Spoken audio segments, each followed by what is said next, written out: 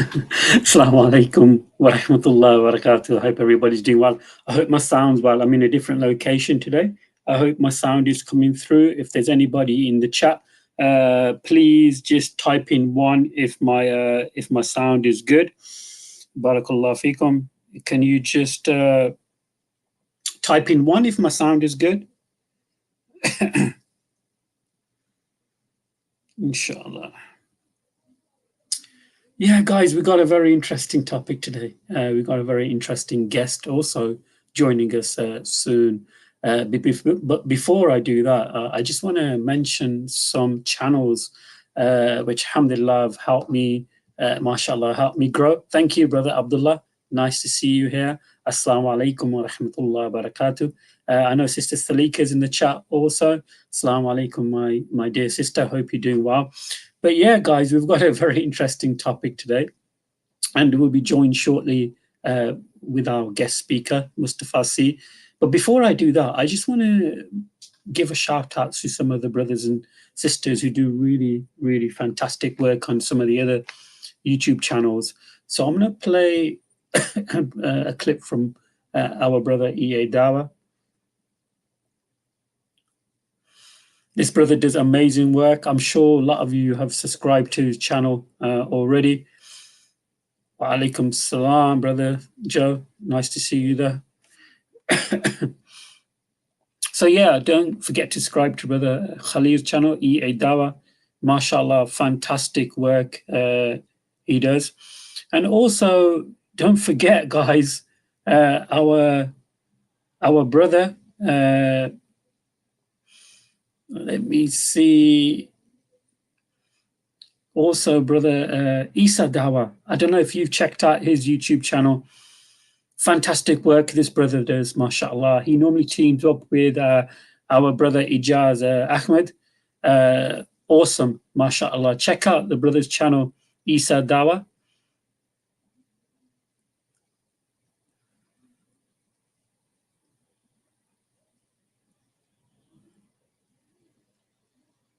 Yeah, mashallah. Just check him out on YouTube. And don't forget our brother, mashallah, Friendly Muslim. Guys, he's nearly hit 1,000 subscribers. So please, please, I'm really sincerely asking you guys if you can go to Friendly Muslim's channel and subscribe. He needs 1,000 subscribers. I think he's just slightly short. And then you can do some community posts and so forth. This brother, as you fully aware, does fantastic work. He helps so many other people behind, backstage and so forth. And hopefully, we're kind of like saying that if he gets 1,000 subscribers, we get to see what he looks like. So, guys, come on. Let's get him to 1,000 subscribers, and hopefully we can see what he looks like, because he's a bit of a mystery, just like the Trinity. I thought I'd just throw that in. Okay, and don't forget my channel, guys, Cover Theft.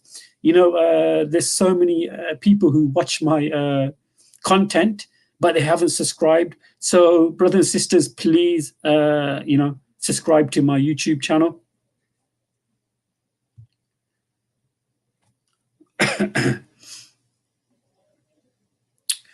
Yeah, alhamdulillah. I was planning to go Speaker's Corner last Sunday, but unfortunately, I damaged my car, my vehicle.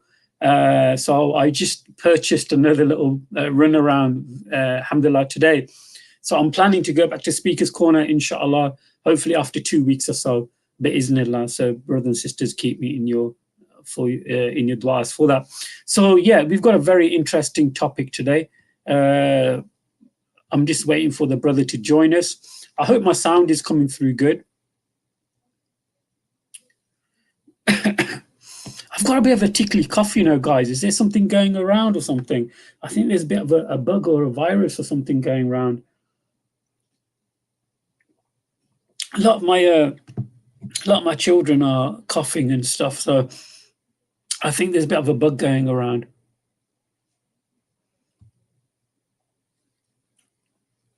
Yeah, and also, guys, my sponsor, Bearbeard.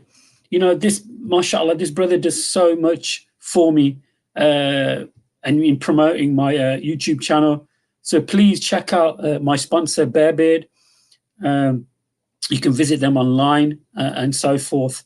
As you can see, you know, my beard's always, mashallah, groomed pretty well. And that's thanks to my sponsor, Bearbeard. Mashallah, he's got some excellent beard oils and combs and brushes, which are very, very good quality, mashallah, and they last a long time. Wa alaikum salam wa rahmatullah wa barakatuh, Brother Ahmed. Nice to see you here, mashallah. I don't know what's the weather like in your areas, guys, but here in Coventry, it's like really bad weather. It's non-stop rainy, windy. And the weird thing is, brothers and sisters, that when it's raining and when it's windy, people seem to lose their driving skills and they panic so much and so many near misses. So, yeah, what's your thoughts on that? Alhamdulillah, brother. Yeah, mashallah. Nice to, yeah, akhi, definitely. Yeah, cats and dogs. Yeah, so we've got a very interesting topic today, guys. Really have. And I don't know if you brothers and sisters ever heard of the movie called The Omen. It was first released in 1976. Okay. And then the remake is 2006. It's a supernatural horror movie. This guy's all gonna, shock you. Some of the revelations, which our guest speaker will talk about now. So, alhamdulillah, we got Brother Mustapha joining us right now. Brother Mustapha, I'm going to put you on the stage now. Assalamu alaikum wa rahmatullahi wa barakatuh, akhi. Wa alaikum salam wa rahmatullahi wa barakatuh. Great to hear from you, and thank you, brother, for giving me this opportunity to speak about this very interesting movie and what its significance is in terms of us as Muslims.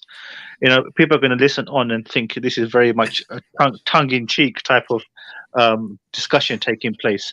But I can assure you the significance of this film in general to Islamic eschatology and the situation we find ourselves in societies that we live in today.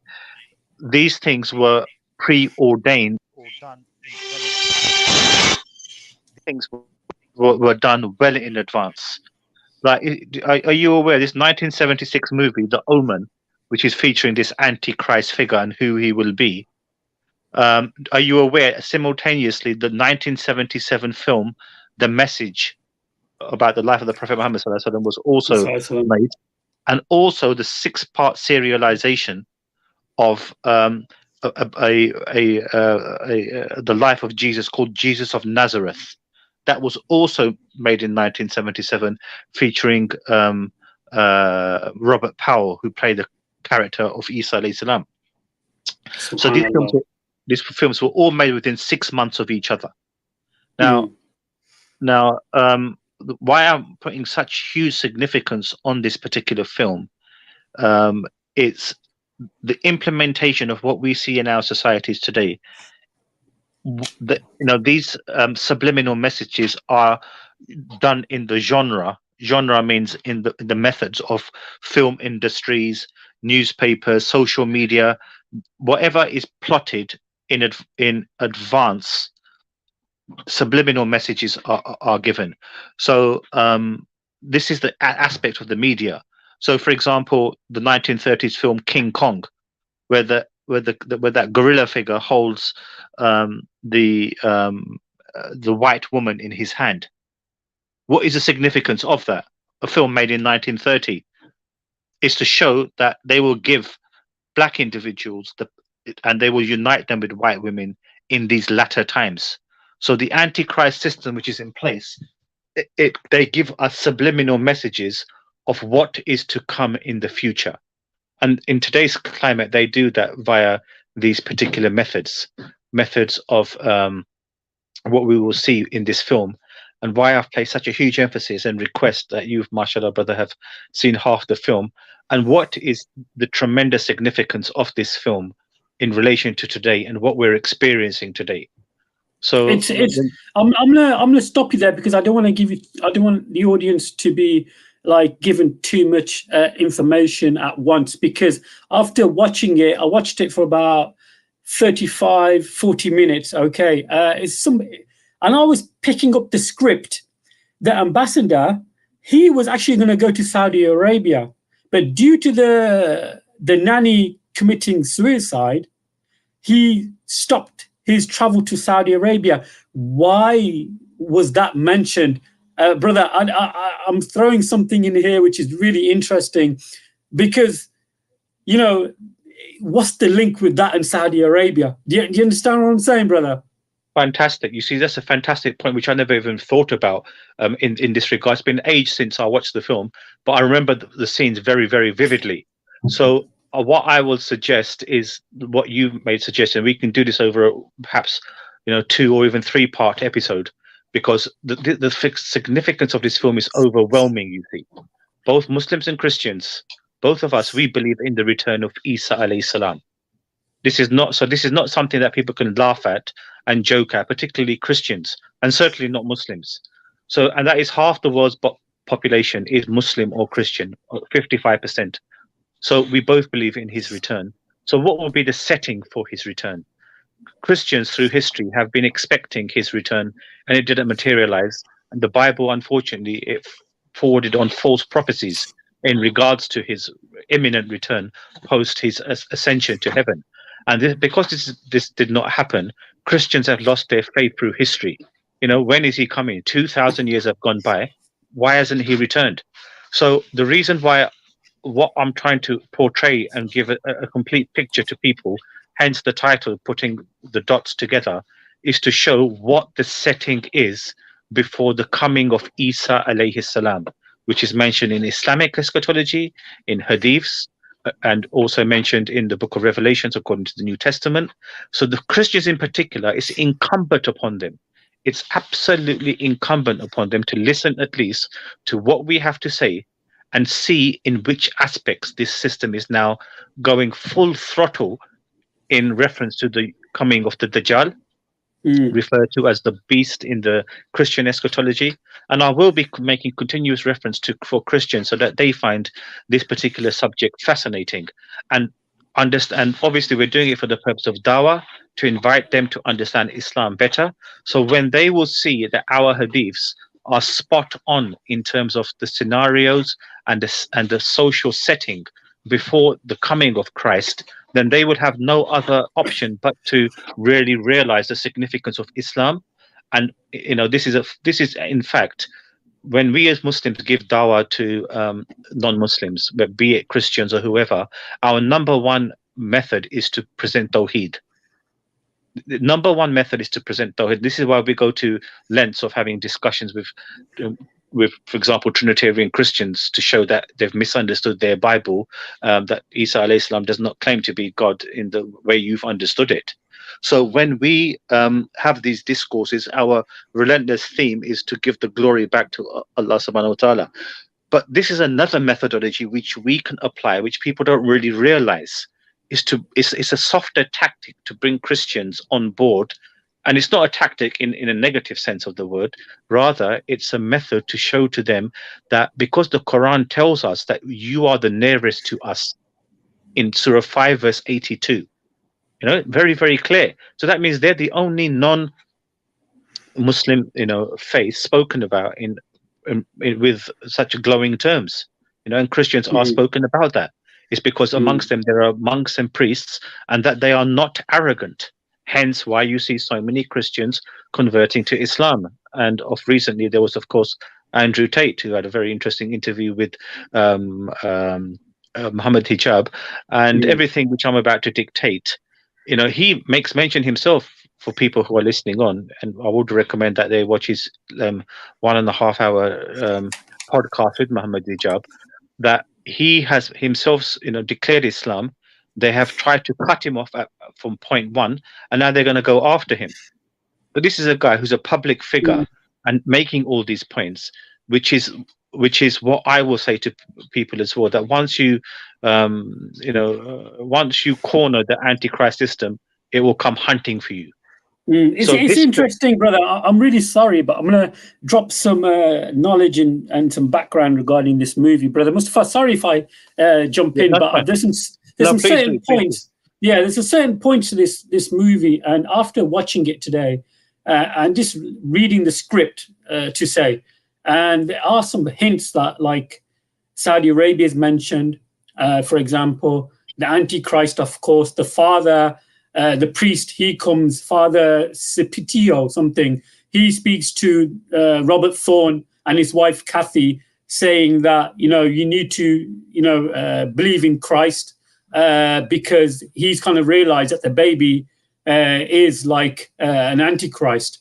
So the father keeps on kind of like deterring the couple to say, okay, you know what, you guys need to return back to your faith because he is the antichrist. But meanwhile, behind the scenes, there's a photographer who goes around because this guy's an ambassador. Okay, so he has like somebody like a photographer who follows him around or follows the family around and takes pictures, and he becomes highly suspicious regarding the child. And every time the child is in some type of gathering, someone just seems to commit suicide, or someone sacrifices themselves for this child. What's your take on that, brother Mustafa? Fantastic points you've made, and I should have gone straight back into the film. Thing is, it's for us to really, like I said, I was so adamant that you watch the film, and it will be fantastic for the audience as well to watch it, to understand how we're going to go deep into it. You're correct, brother, in terms of that priest warning the couple as well. But did you notice of something of even more significance? And that is when the child is in the initial scenes, when the child is aborted, and that shadowy priest figure right at the beginning, you know, that is a subliminal sign for us that because what it was, in fact, with the film, the child, and I'm going to just give all the information out immediately. The woman who, the ambassador's wife who has the child, she has an accident of some capacity, and she first of all, she's pregnant. And then what happens is that this child who dies as a result of the accident she has, unknown to to them at the time, is that the child has been replaced by a Okay, Dajjal child. It's okay, like but there is a twist to the death of that child. It wasn't a natural death. Let's not go too far into the story itself, but later on in the movie, they do go to the grave of the unborn, or well, the child, and realize that the child was actually murdered. He had a hole in his skull. Am I correct in saying that, my brother? You are correct. You see, the thing is, what we're speaking, the only way we can, you've made an excellent point that we're going right to towards the end of the movie here. But for people to watch it and understand what on earth we're talking about, because people are going to be quite confused about what's going on here. What I was saying to you, though, was that that child was changed at that very juncture. You see, she didn't actually have an abortion. The child who was killed. Actually, the child was born. It was actually born still. The child was born, but they exchanged the child for the Antichrist child. Now, who did it? It was that priest right at the beginning. Yeah. The Christian priest at the beginning did it. That shadowy figure who comes towards the end of the scene, where he is in a wheelchair, and he writes on that script, on that piece of board, when they eventually find him in the wheelchair and he can't speak. Because what happened, he sold his soul to Satan, to Shaitan, and he exchanged the child.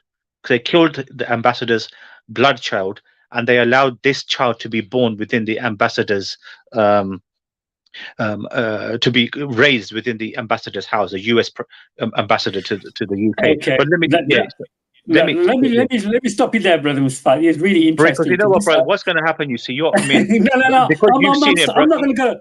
I'm not going to go any further. I'm going to stop where you're going to stop. Okay. But what I'm trying to say is that this ambassador has got huge influence in the world. There's a that's amazing. That the fact that he gets promoted and he gets sent to London, and he could be the next president of the United States and all, which is a very interesting point.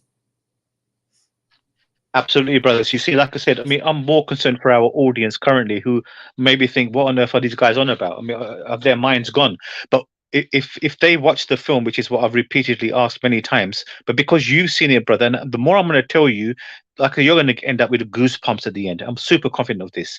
But what you said is true. Now, what happened was this: when the child was changed at the at this particular stage. Now, the priest who changed it over was one who sold his soul to Shaitan, to Satan. So what that shows is that the church will be infiltrated by Satan. You understand, bro? Right at the beginning. So when that child, the Antichrist, the child, the child of Shaitan, who is now within the ambassador's residence now. This is a eulogy to show that this is, remember, this film is made in the mid 1970s, so it's to show that whilst this child is in his pre-adolescence age, we will nurture him. Listen, brother, listen to my words very carefully. We will nurture him, and we will set about our system in place in advance. And note something here.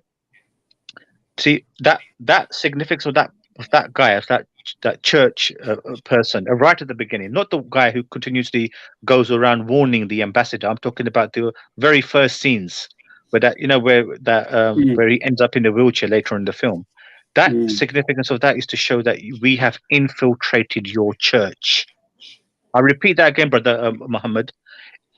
That the significance of that to show is that we have infiltrated your church. Hence, in the decades to come, every ungodly element will be within your church. You will do things contrary to God because we've infiltrated you. So what does that mean? Gay pastors, gay vicars, lesbians who are in the clergy themselves.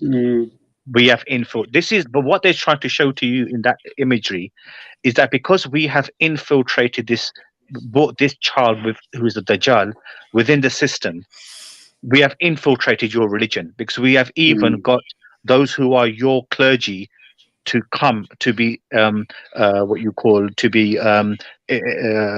come under us.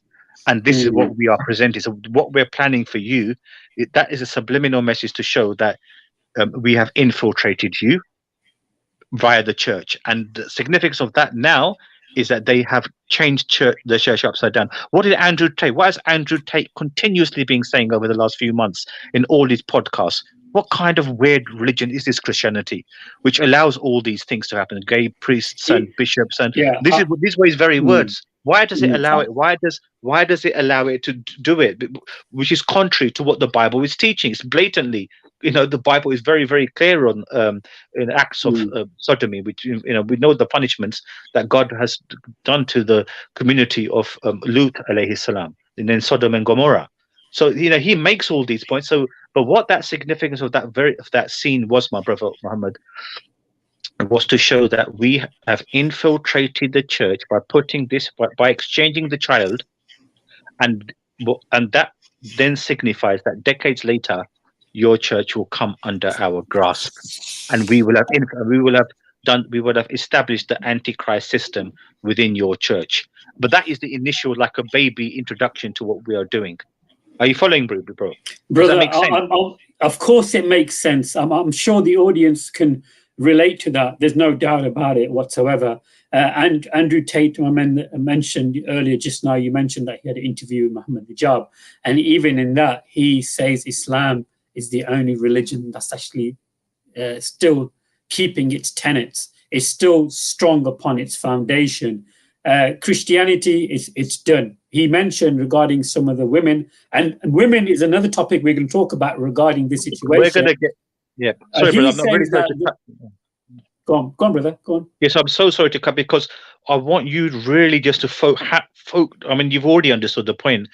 I just want to refocus on that point because there are so many nuggets we're going to get out of this film. So I Mm, hope we've understood that that initial scene is to show that right at the beginning, we will infiltrate your church by putting the Antichrist system in place in the positions of authority. One, we've done it with the ambassador, the U.S. ambassador position of great authority in the world, and mm, secondly, the fact that we've got our own clergy to let the absolutely. Satan's child to come in is what we Mm, will plan decades. So we will infiltrate your church, and then we will show it to you how we will do so. So that will be done by the methods of um, what I've described. LGBTQ, clergy within the Church of England now. You can have same-sex marriages, which even gay vicars and pastors conduct. Can you oh, imagine yeah. this? Yeah, it was just there's a report out today regarding the Pope actually gave permission for nun and priests to watch porn in their free time. I don't know if you've seen that already. I don't know how authentic that is, but it's a report now going across now on social media saying that the Pope has given people who are celibate, if they want to watch explicit movies, it's okay, as long as they don't, it's like a flesh thing. It's like long as they don't physically touch anything, it's acceptable for them to do. It's very profound, the statements you're making, and everybody can relate to it. Alhamdulillah, Alhamdulillah, that Islam hasn't gone to that stage. There Now, is, brother, sorry, brother, go on, Karen. yeah, Sorry, brother, I'm Karen. really sorry. I mean, rather, it's just that I'm so passionate about this Mm, topic and this film in particular, and like you've just said, beautifully said. You see, I mean, we're jumping from. I don't want to be jumping around too much, but you know, when the adhan is played later on in that film, which is really doesn't make any sense for the azan to be actually played in the melodious way it was played. I don't think you've come to that stage yet because you said you watched half the film, unless you have seen mm. that particular scene where they go to, I think, Egypt to find out this. Egypt. Yeah, Mm, and the azan. See, that is signifying that we've infiltrated Christianity, but you are the target. Hence, why the absolutely. adhan is played, bro. Listen to me carefully there. Mm, It's not for no coincidence that they go into to find this particular archaeologist who's able to, because the whole purpose of them going to try to find him is because he does study of the supernatural. So he sometimes got his enclaves in Egypt, and let's not forget that enclaves was where the Dead Sea Scrolls was found in Egypt. Okay, so these Europeans and these West, subhanallah. yeah, these Westerners, they do settle, Mm, then do archaeological studies. So, and then they study supernatural and other such things in addition to archaeology. So, why the adhan is being played, and the significance of that is to show, as I made mention, that we've already usurped the church right from the beginning of that film, of that scene. Now, but the real target is Islam. That is why the adhan is played, you see, in there. It's just to let us know that we're after you as well. You're going to be the main yeah. target. And as you so eloquently said, these things are not, endemic within the Muslim tradition. Although now the attempt is being made, you see, to incorporate Muslims as well in Muslim countries to legitimize LGBTQ, like in Pakistan. Currently, they're passing a Mm, bill to allow this to occur. This is actually happening. So it's not for good reason when Shehbaz Sharif, the Prime Minister of Pakistan, comes to the UK for the death of the Queen, mm, and he's got his begging bowl out asking for money. They'll say, okay, what we'll do, behind the scenes they agree with each other. Okay, no problem. We'll contribute towards the death of, the recent floods where 6 million people have been displaced. But you have to do what we say. So that includes, what policies we want. You have to ordain. You have to do it. So that includes then giving rights to LGBTQ in places like Pakistan, a Muslim traditional country. So they then have to accede to that. No, it's not for no reason. If you watch a football match, you will see in the middle or in the half time of a football match, or during the football match, appeals for the flood victims of Pakistan. Has that ever happened before? No. But this is all subhanallah. being done for the particular reason, you see, that if you, as Muslim countries, want our financial support, then you got to do what we're asking you. So it's not for any reason they say, oh, text SMS to this number and donate whatever you can towards the Pakistan flood victims. So when that money reaches there, then these corrupt leaders, they put their hands in and take a nice healthy profit. So you can imagine if they're being advertised here in the UK in live football matches where millions of people are watching, and gullible people then have the good heart to and donate to that. So that's all going to the Pakistan flood appeal, apparently so. Mm. But it goes through the government, and the government then take their massive share. So by advertising the appeal, then they say to their government, to the Pakistani government, for example, now you have to implement our policies in your countries. This is how it's spreading. You see, this is how it's going to Well, spread to the Muslim.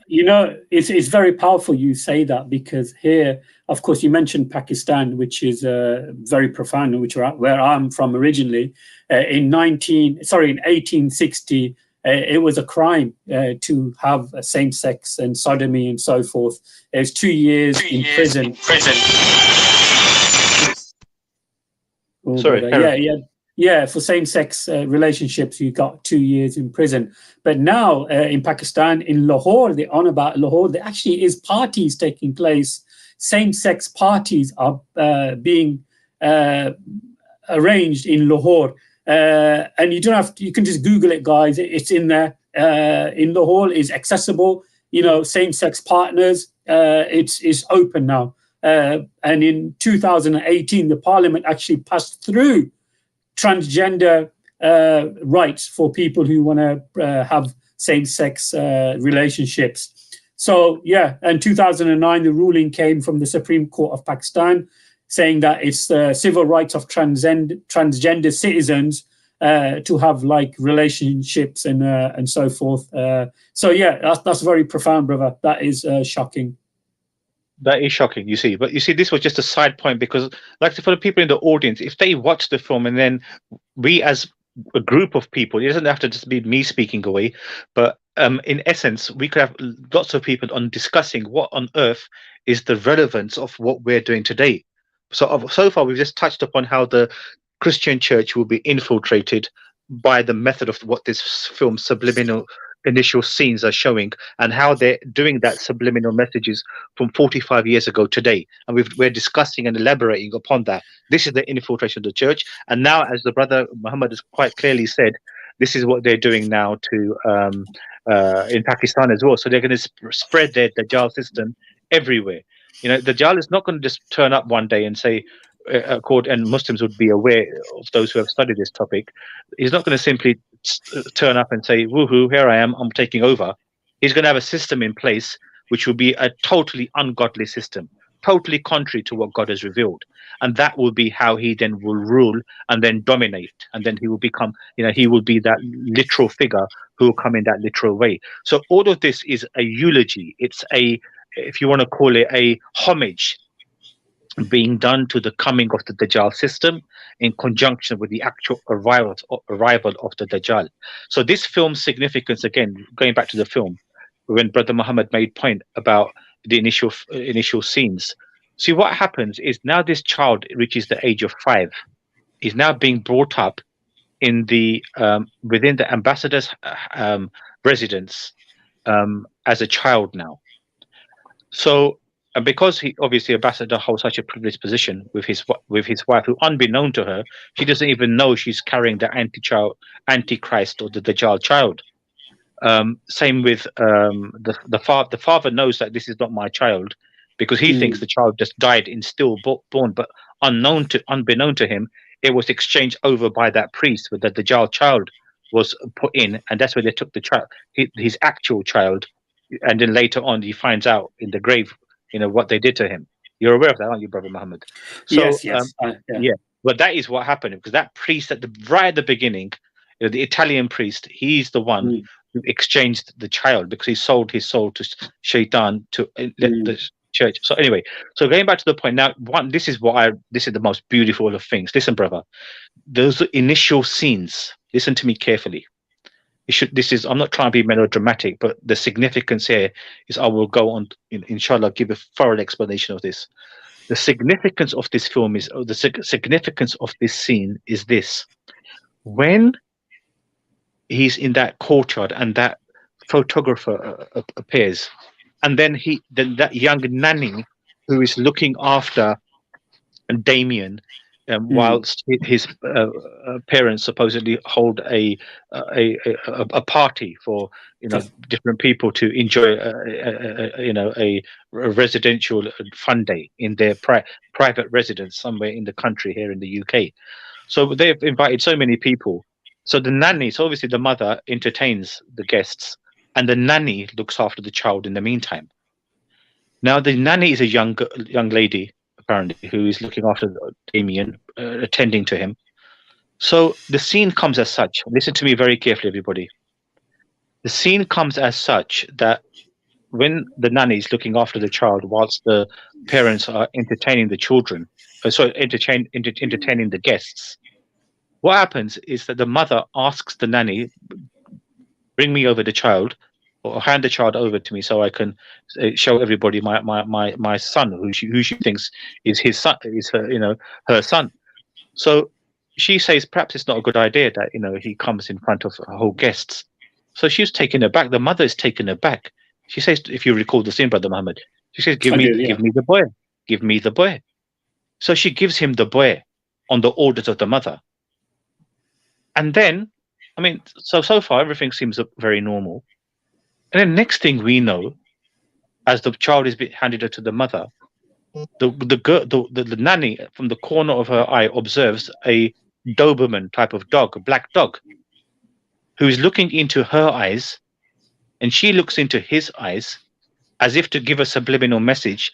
You've handed over Damien when this should not have happened.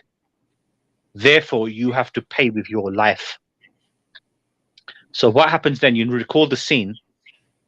She then does that incredible act of hanging herself and going through the window. Okay, so what that significance of that is to show that notice what she says, Brother Muhammad.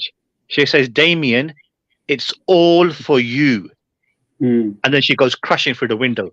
What that shows is that notice it's a woman initially who's looking after him. Okay, so because mm, the dog gives her a subliminal message just by giving looking into her eyes, and then she commits suicide.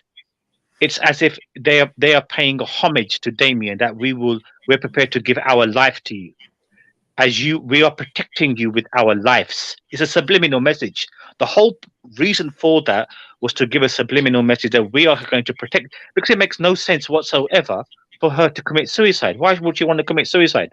The mm, reasoning behind it is to show, is the dog is telling her, you've let him go when he was supposed to be in your control. Now you mm, must pay with your life. So what happens? She commits suicide. Now everyone's left shocked, everyone's abused, and everybody's left stunned as to what's happened. mm, Now, no one can make head or tail of what's happened, except for a photographer within that particular event or gathering which has taken place, who seems to, for some reason, know what's going on without us knowing why he knows what's going on. That's very, very frightening. Brother Muhammad, mm, you can relate to this. It's strange. Why does he know this? At that event, nothing has happened in order for him to know, but he seems to be taking pictures left, right, mm, and center, even of Damien in his mother's arm, and the woman or the young nanny who's committed suicide. But the reasoning for that is to show that the woman who commits suicide is that we are going to look after you in our youth. Sorry, we are going to look after you in your youth. And this is a sacrifice that we're doing. And then when you attain your power and strength, this is when you will elevate us, which is what they're mm, doing now. You understand? And look, when the mm, replacement nanny, Mrs. Baylock, comes. The mm, replacement nanny, listen, brother, when the replacement nanny, Mrs. Baylock, comes, she says mm, to him, when she's so desperate to see him, mm, when she comes in that room, you recall the scene where the fire is burning and Damien is lying, playing. When she comes through the door, mm, she she goes and she turns around and she goes to him in a frightening way. She mm, says the following words, and like I said, bro, it's been ages since I watched the film, but it's stuck in my mind like glue. She Mm. says to him, "Fear not, little one. I Mm. am here to protect thee." Mm. That is to show to them that you are protecting us. We are going to protect you in your youth, us Mm. women. When the time comes when you reach your strength and your adulthood, you will elevate us. And Mm. this is what's happening now. They are Mm. elevating feminism, women's power, women controlling men in matrimonial affairs. We've already spoken about how women control Yeah. everything. They can Mm. dominate men, click on their fingers. Dad says, "I want to take my kids to meet my parents." You're not going anywhere. And he knows Mm. full well that if he makes an issue or if he wants his kids to see his parents, she'll simply make up some nonsense against him. He'll be out. Mm. And they'll be desperately keen to stuff him, even though he's the Mm. innocent. Okay, so this is, I know I'm speaking at such a fast pace, but Brother Muhammad, it's Mm. all resonating with you. So the act, so when she says to him, Damien is all, she says to Mm. him, "Fear not, little one, it's all for thee." So that is to show that we in you, whilst you are a youth, whilst you are a child, we will nurture you and protect you. And then when you attain your strength and adulthood, i.e., that young Dajjal child, the Antichrist Mm. child, you will propel us. And to signify this further, an amazing TV advertisement has just come out recently. I've told you about this, brother, in which and people can watch this. And does this make any sense? We have a Volkswagen Cabriolet car being advertised, in which a little girl is on a bike on a cycle. She is on a bicycle somewhere in a Western country, either the US or the UK, in the 19. It's a retro advert. She is wearing, as a child, must be about 7, 8 year old blonde haired girl. Mm. She's wearing an eye patch. I repeat that again. She is wearing an eye patch, and you can only see her, obviously, one eye because she's wearing an eye patch, riding a cycle. And as she rides the cycle, she's going past the rainbow flag. She's going past a mixed race child who nods up and down, nods away. Mm. So when she goes in riding that, remember she's only riding a cycle. A child advertising later on the car, the cabriolet, the Volkswagen Cabriolet, is advertising a car, but she's one-eyed. Isn't that bizarre? Mm. Then the latter part of that same advert shows this now middle-aged woman, who you would assume is in 2022, is driving a Volkswagen Cabriolet. The same eyed patch is there. One eye is there because one eye is covered. A eulogy to Mm. the Dajjal. Because we as Muslims, we know, you see, the Dajjal will be one-eyed. So the women will be the main beneficiaries of him. What does the Hadith say? The Hadith say the first to run to the Dajjal when he comes will be women, to the extent that the men folk will have to tie their women folk to their bedstools, meaning Mm. figuratively, such will be his attraction. So they will, Subhanallah. yes, brother, such will be his attraction. So these are eulogies upon you. There are so many other. There's another one I've just watched about half an hour ago on Sky. Mm. Sky, it's called. It's a program. It's going to be a program called The Devil's Hour. This is simply Subhanallah. meaning the devil's hour has come. Nothing Mm. can stop it. What he Mm. has, what he will ordain will happen. What God has ordained, we're going to fight it to our core. So that the significance of that initial film of Mrs. Baylock, a middle-aged woman who naturally doesn't have any children or family because she's a full-time nanny to Damien, Mm. who is the replacement nanny. Now, unbeknown to the parents at the time, which is rather bizarre, a bit stupid within the story. It's like neither of them knew that she was even going to come. So she makes Mm. up a feeble reason to say, "Oh, Yes. the agency, the Mm. nanny agency, thought they'd send me to you, and here are my references." And Mm. rather than investigating the ambassador, which is a bit Mm. silly of the film, they accept it. Anyway, the Mm. point being is that now she has come as the one who looks after Damien and attends to all his needs. because the mother of the ambassador is a very busy woman, because obviously the US ambassador is an extremely important person. So now she is the one who will look after, maintain him at all costs. Then we see, brother, within the film as well. I just want to deal with this Mrs. Baylock character for a bit before we run on to the photographer and the other scenes in the film and the significance of that. You see, with this Mrs. Baylock character, we will note that when later the ambassador's wife becomes pregnant and is going to have a child. Listen, my brother, this is incredible. I'm sure you've seen this scene. When the ambassador's wife is given the good news that she's pregnant again, which they were not expecting, this was a source of great happiness, great joy. But this was not something that the Dajjal system would want to tolerate. They want to nurture the Dajjal, that young child, the Antichrist child.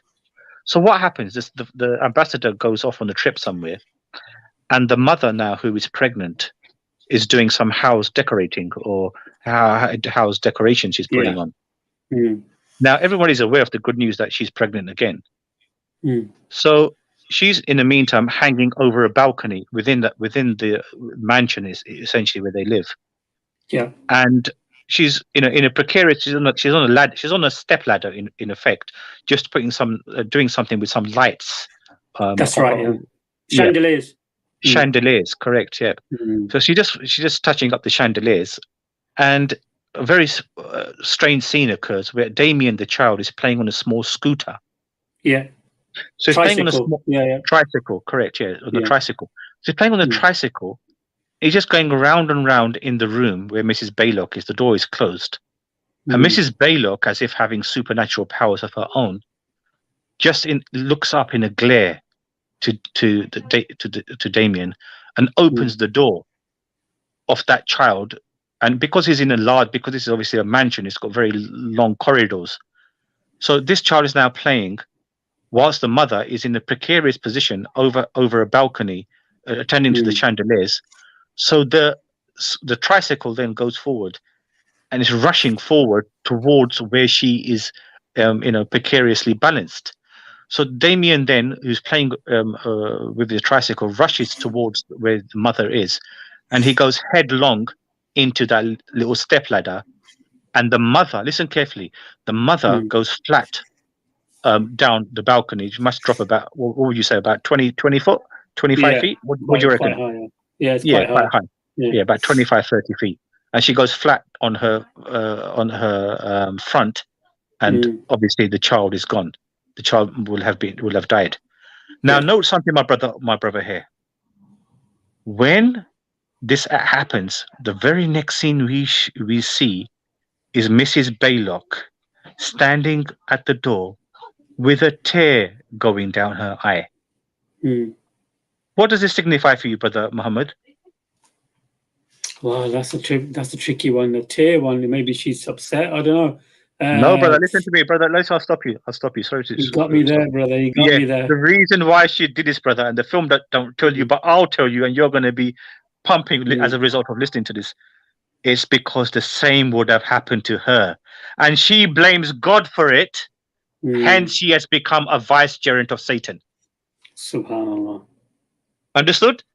So when when the tear, it's not like she's babbling or anything. She's just got her head looking up with her eyes up into the light, glaring without blinking. A tears come down. She's the one who's instigated it by opening that door. As the theme of the music playing in the background is telling you something's going to happen. Whilst the music is playing and she opens the door, she knows this is going to happen. So why does the tear drop? It's because the same happened to her. Hence, she becomes a vicegerent of Satan. She blames Allah for this. They blame God for this. You see that, bro? They blame God for this. So hence they become like these ambassadors. The woman becomes the ambassador for Shaitan. Wow. So far we've had the nanny committing a bizarre suicide for reasons which we've explained. It's interesting you say that. It's interesting you say that. You know, Kathy, who plays the mom in real life, she actually died very young. She was 55 when she died, which is quite surprising for a lady, the actress, she died very young, which is quite interesting. I don't know if it's like something going on there, but it is quite interesting. Well, there is plenty of things, brother. There is plenty of post of these stories which say that there was lots of calamities which took place to the cast post these events. Lots of Gregory Peck had some disasters which occurred. Who was the U.S. ambassador who played there? But anyway, that's beside the point. But it's interesting. You should know. But there were lots of things that happened, similar to those who played the cast in the film The Message. Plenty of drawbacks, supernatural drawbacks, happened during the filming of that particular film, The Message, and post it as well, and also the 1977 film Jesus of Nazareth, which was serialized in the UK in the early 80s, over 6 Sundays in the summer of, I think, 1982, where they showed 1 hour of this. But plenty of calamities happened there. So what I've showed to you there is that what we've shown so far in terms of this film and its significance is to show that when the Dajjal, in his youth, he will be looked after those 2 female nannies, and then he will, as a child, he will be growing up into a man. So during those initiations, this is when they will be working at what you would call the teething stages of their particular setup. So they will protect him in his youth. The women will protect him, and then when he attains his power, which is come essentially now, where we are 2023, this is where the women now are in dominance. You know, we've discussed in small detail how this has happened, but we're seeing it in motion happening, and these films are telling us what they're up to. But you have to study it deeply, and we're embedding all of this in Islamic eschatology. You see, when the hadiths are crystal clear that the women will be in positions of power and dominance. You know, they are the ones who, before sporting tournaments start, you know, the 2017 Champions Trophy cricket tournament, which Pakistan won, which is amazing that they ever win anything. But the 2017 tournament, when that tournament finished, which took place here in the UK, it was the women's turn to then have their tournament. And Sky Sports would advertise the actual tournament where the women would take place, where the English women's cricket team would line up in a line, and the captain with the folded arms, and all the women would behind her would say the following in a harsh tone. She would say, "It's now our turn." Now, what does that mean? Your people think, "Oh my God, is this guy mental or something?" It's the turn of women to have it's the turn of the women to have their tournament. The men have played this. It's the women's turn. What's the issue with this? The issue now is it's now our turn to dominate. It's our turn. We are going to dominate. It's our turn. When there was a year later, there was a European Championship women's football tournament, and you could see billboards all over the UK. Where there would be women, the English women football team would be there, and with the following caption title: "Game changers. We are going to change the game of life." So many subliminal, but now they're becoming braggadocio about it. But for Muslims, we can tell, you see. So this advertisement, which I made mention of, a child on a cycle with an eye patch. I mean, have you ever seen any product ever sold by a child in relation to a car which has got an eye patch on it with a bicycle? Does that make any sense to anyone at all? And then in the same advertisement, she's now driving a nice Volkswagen Cabriolet. Same woman, same child who's now a woman in the middle age, blonde hair still. But it's to show that now we are driving. Before we were just on a cycle. We were under you men. Now we are in pole position. We are the ones who are driving the car. We're the ones who are in power. It's definitely for us to ponder upon. We're just gonna have a little break for a couple of minutes, guys. There's some promos I want to play for some of the brothers and sisters who support me with this channel.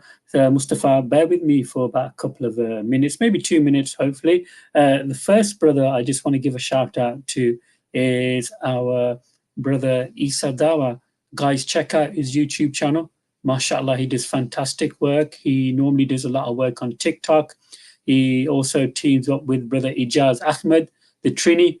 And recently there's been quite a few shahadas on his TikTok and YouTube. So guys, check out brother Isa Dawa. Barakallah fikum, and like and subscribe to his channel, and also he's also on Twitter.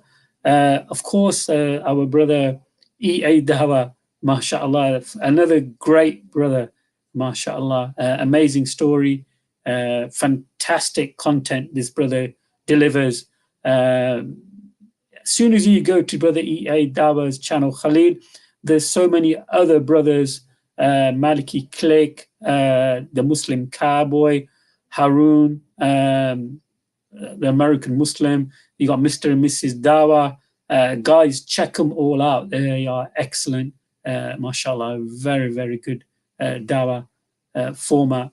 And this is what we should be doing, is liking and subscribing to our brother and sisters' YouTube channel.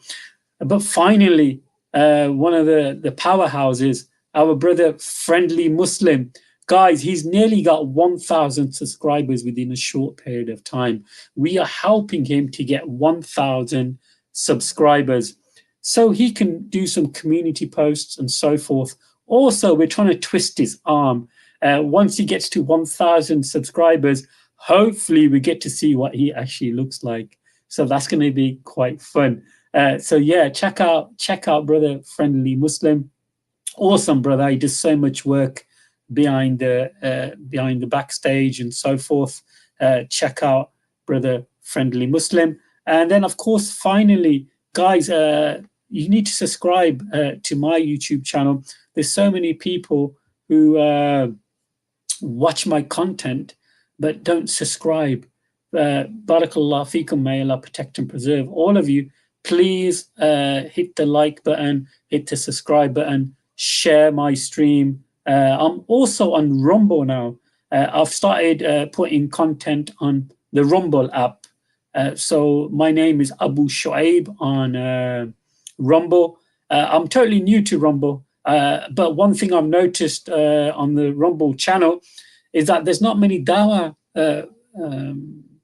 streams on Rumble. So I need 100 subscribers on Rumble so I can start doing live streams on the Rumble app, as you can see on the left-hand side. So guys, brothers and sisters, please continue to support and share the streams. Brother Mustapha, thank you, brother. Appreciate that. You mentioned some of the adverts. I was actually watching, I think it was football the other day, and I'm not a big football fan at all. And in between, they had the advert for Atlantic, is it Atlantic Virgin Airlines? And beginning of the advert, you have some mixed dressed man walking through the aisle in a particular way, quite, sexy way, and so wearing makeup and stuff. And he walks through the aisle, and there's some other characters within the plane. And then the final scene is they got a female pilot flying the airplane, which is quite interesting when you mention regarding power and stuff like that. I've got nothing against women flying planes, don't get me wrong, do you know what I mean? But that symbolizes a lot. What's your take on that, brother? Yeah, very interesting, brother. I mean, these LGBTQ or transgender who are being the forefront of, the advertisement industry and the advertising industry in general.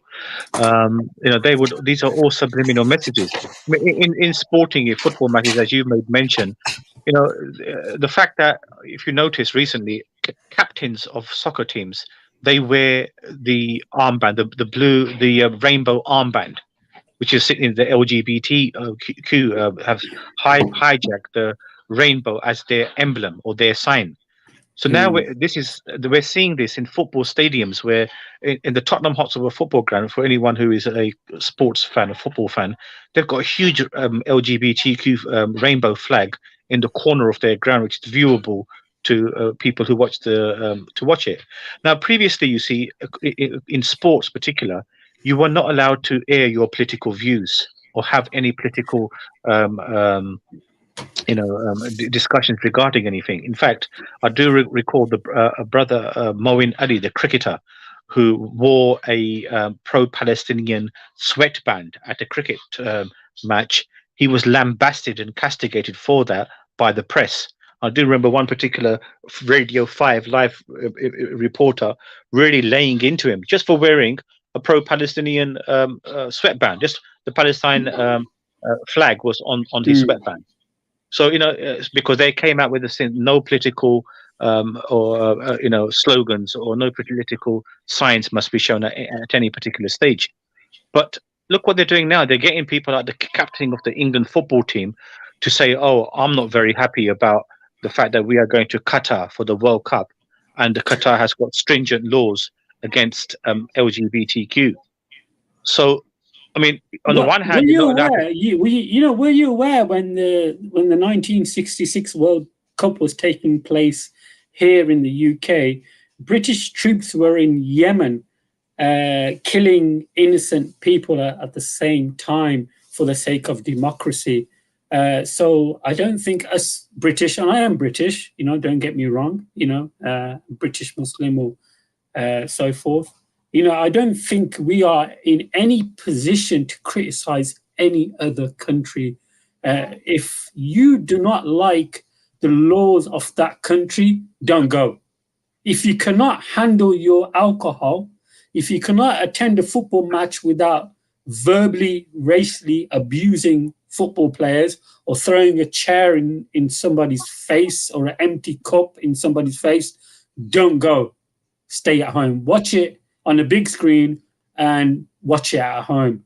This is my simple request to the so-called supporters. We know what happened when, I think it was France just a couple of months ago, when the British supporters went to France. It kicked off there. Wherever, unfortunately, the British, and we know for a fact, brother, English supporters, we've got a very, very bad reputation when it comes to our discipline and the way we show ourselves in national and international settings. So I don't think we're in any position to criticize any other country. If it's their law, that's their law. Just don't go. But of more significance, brother, this is very significant. It's not Harry Kane himself who is coming out with these statements. There's people behind the scenes who are telling him, "You must make these comments." I'm sure deep down he's not pro LGBTQ. None of not most people are not, but the people I speak to, people are against this. This is the general understanding that I'm getting, and I'm very pleased to see that, particularly within the Afro-Caribbean communities, who they're trying to bring onto their methodologies. And I will speak about this in depth as well as the shows continue, and what the games they're up to. So, but in terms of this LGBTQ, as we're speaking about that, Harry Kane, the captain of the England football team, is saying that I'm not happy that LGBTQ people are discriminated against in Qatar. These are comments that supposedly you're not allowed to make, and all of a sudden you're allowed to make them, and he's been cheered for it, and he's wearing an armband, and not just him, all football captains in the Premier League they wear this. You've got it's absolutely rampant everywhere. Even recently, my friend of mine attending a hospital appointment at an eye hospital. They've got a huge rainbow flag at the entrance to the hospital. The NHS has been usurped. The NHS now, they've actually got a drawn in flag of the rainbow within their on their ambulances and Very on true. on their yeah. Very So true. anyway, yeah. Can So I just mention something? Can I just mention something? The Antichrist, I think, is mentioned about 4 to 5 times in the New Testament. Why do you think the Christian clergy haven't really stepped up and mentioned or come out and said anything regarding the LGBT and other controversial organizations? For that is nominally one reason. It's because they've been usurped. I mean, for example, why is LGBTQ, for example, highlighted in the media in general? It's because, just say, for example, they estimate a good 30 to 40% of MPs in this country are of that particular persuasion. They've reached positions of dominance and power and strength. So therefore, they're just inculcating that within the power that they have to the society in general. So why aren't they emphasizing it? It's because they can't. Those who do emphasize it, they're quickly shut down with immediate effect. And this battle, particularly here in the UK, the church has really disappeared out of hand. Where I live in London, I mean, the churches are all empty. No, it's like you could see cobwebs coming out of. Often you often see cobwebs coming out of church doors. You know, when you walk by a church door, you can see that. Mosques are always a hub of activity. You know, you got people attending 5 daily prayers. You got children attending madrasa. You know, Islam is ingrained within people who Muslims are not even practicing, but for the Christians, it's gone. And the reason for that is because it's been usurped, as Andrew Tate has said. You know, it's not that the mainstream Christian belief advocates these activities. It's the fact they've been usurped by these antichrist systems, as this film of the explanation that we've been giving and the subliminal messages that they've told us, which they've enacted. You know, yeah, it's interesting. It's very powerful that you say that, my brother, because in the first episode of John 2:18, the mention of the Antichrist is there, where it says it's actually at the last hour. So at this particular stage, the little children are being warned. It is the last hour, as you have heard, that the Antichrist will come. So this is, I don't know, this particular verse starts with little children. It is the last hour, okay, and as you have heard, the Antichrist has come. So it's very interesting. You mentioned that the fact that Damien at the beginning is a little child, and he's the Antichrist. So it's very powerful. Some of the verses within the Bible, in the New Testament. But what I don't understand are all the churches and all the priests and the clergy, have they all really sold their souls to the devil?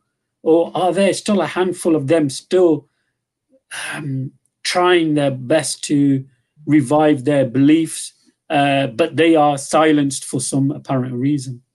Absolutely. You hit it right on the head. They are silenced now by the overwhelming majority because they've made it all include. What Andrew Tate mentions that brilliantly in his discussion with Mohammed Hijab, is that those who want to speak out against it, they simply will be swarmed by the powers that be. Because for the Christian church, they try to make it easy by incorporating or inculcating people of all different persuasions to make it easily accessible. Hence, they try to make it so easy for people of all different persuasions and different thinking, because they believe this would bring all inclusivity to the church. But then you're taking away the very precepts, the very juncture, the very commandments from what Christianity has actually spoken in regards to this issue. Hence, you see the collapse of it. But because that film, like I said to you, that very scene, which at the beginning, where that shadowy Italian priest figure, at that time we didn't know that the child which was born was the Antichrist, which was changed over. It was the fact that that priest brought that child into the ambassador's family, or gave that child, because the understanding was that that his child died as a stillborn as a result of a failed pregnancy. But the child was actually born alive. It was just exchanged over, and the one who exchanged it over was that priest, that Italian priest guy, not the Irish priest who keeps on warning the ambassador by attending his office, by trying to get out to him that your son is the Antichrist. I'm not referring to him. I'm referring to the one right at the beginning who later appears as the priest who's now in some sort of Christian place where he's unable to speak now. But he admits in the film that he sold himself to the devil, and then he writes on the tablet, "This is where you can go to perhaps find where this child is." So that's where he also advises to see this archaeologist in Egypt. But yeah, so that is the significance of that particular point right at the beginning. So then we've spoken then about the women. The women will look after the Dajjal when in his youth, and when he attains full power, this is when he will give them all the power. And we mentioned that in the Hadith, We've mentioned that in the hadith. And now we're seeing it in motion. Women are dominating now in every avenue of society, right from the top. Right. Going back, and we've spoken about this a few days ago, just going back a few months when the Home Secretary of this country, Priti Patel, in conjunction with the head of the Metropolitan Police, Cressida Dick, in conjunction with the social workers, all rabid, staunch feminists who hate men to their core. These are the systems being set, you see, to empower the women and giving them, for example, do you know in this country, a man cannot accuse a woman of trying to rape him. Only a woman can make this accusation. Recently, and Andrew Tate again makes mention of this in his interview with Mohammed Hijab, that they can make up whatever they want, and this will stuff the man inside out. You know, the family courts here, they have a different standard of evidence to criminal law. I've got a law degree, so I know what I'm talking about it. So in this essence, you need to have some sort of proof. But in matrimonial affairs, a word of a mother, for example, would be sufficient as if an act has happened. So the father, as you've confirmed, you know, fathers are simply just being crushed by women who are in positions of dominance. They can make up lies against the man, and immediately the man will be booted. You know, so much he will have to endure. Now, unbeknown to you, I'm not going to mention this. Whilst on a couple of occasions, whilst I've been speaking to you, you've heard maybe a phone call coming back in the background, which I've actually got a friend who's actually in prison right now trying to call me in relation to a matrimonial affair that he's going through upon brutal lies that the woman has made up. You know, no evidence whatsoever. If you want time out for about 5-10 minutes, brother, feel free to make the call. I can do some promotions, and then we can continue if you want, brother. If it's absolutely. But I'm so because there's so much more I want to come out. Sure. We could give me 5 minutes. Yeah. Give me about 5 minutes, and I will come back into the show, inshallah. Yeah, no problem. You do your promotion. Thank you, guys. I just want to continue with some of the promos. I have put the link in the chat if anybody wants to join in and share their thoughts. First of all, a couple of shout outs to some of the channels.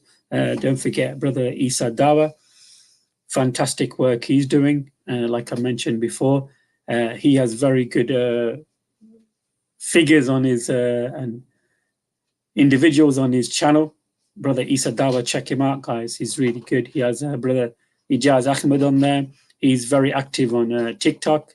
Brother Isa, I know recently there has been some shahadas on his TikTok. So check out brother Isa Dawa. MashaAllah. Great work he's doing. And also, don't forget our brother Khalil from EA Dawa. I'm sure you've already subscribed to his YouTube channel. Him and his partner have got a fantastic YouTube channel. He does so much work. Some of his streams last for about 8 to 9 hours. He does fantastic work. So please check out EA Dawa. And yeah, Mr. and Mrs. Dawa, as you can see there, check their YouTube channel out and continue to support them. Guys, we've got a very important person that I need to give a shout out for. 1 second. Here we go. Friendly Muslim. He's nearly got 1,000 subscribers, guys. Please help him get 1,000 subscribers so he can start posting on his community channel and promote the dawah. He does so much work behind the scenes, mashallah. And we've kind of twisted his arm, like I mentioned before. We said, look, once we get you 1,000 subscribers, we need to get your image onto the screen so we know what you look like. As we know, apparently he did say that he is very closely related to that image that he puts on, the cartoon character on his, he looks like that a bit. So guys, we need to show some support and get him to 1,000 subscribers. And finally, myself, guys, help me continue with the dawah. And I'm also on Rumble now, as I mentioned before. So I'm on Rumble and it's another it's like a YouTube media outlet. It seems to be quite different than YouTube. It seems to have some glitches, but alhamdulillah, one thing I've noticed is there's not many dawah channels or outlets on Rumble. It seems like I'm the only one who's actually posting on there. So as you can see, guys, please continue to thank you, brother. Let's unite upon the haq, mashallah. Brother, how's Speaker's Corner? Were you there on Sunday, akhi? Oh, how do I add the Rumble link? Good question. Let me see if I can do it on my phone, guys. Sister Salika, Yo's put me in a difficult situation. Now I need to figure out how to do it. I did it before, didn't I? Let me see.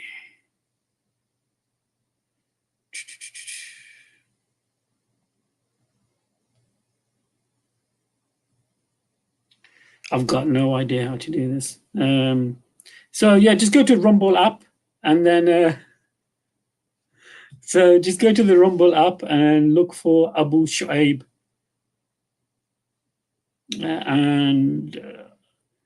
Yeah, I want to get 100 subscribers on Rumble, and then I can start doing live streaming on Rumble. So it really looks like I'm the only one who's actually posting some Islamic content on Rumble. So if anybody can give me some advice regarding Rumble and how I can expand on Rumble, I'll be really grateful. We've got Brother Mustapha joining us back, inshallah. Alhamdulillah. Assalamu alaikum. Wa alaikum salam, brother. Everything okay? Yeah, alhamdulillah. I was unable to reach the brother. He's been ringing me.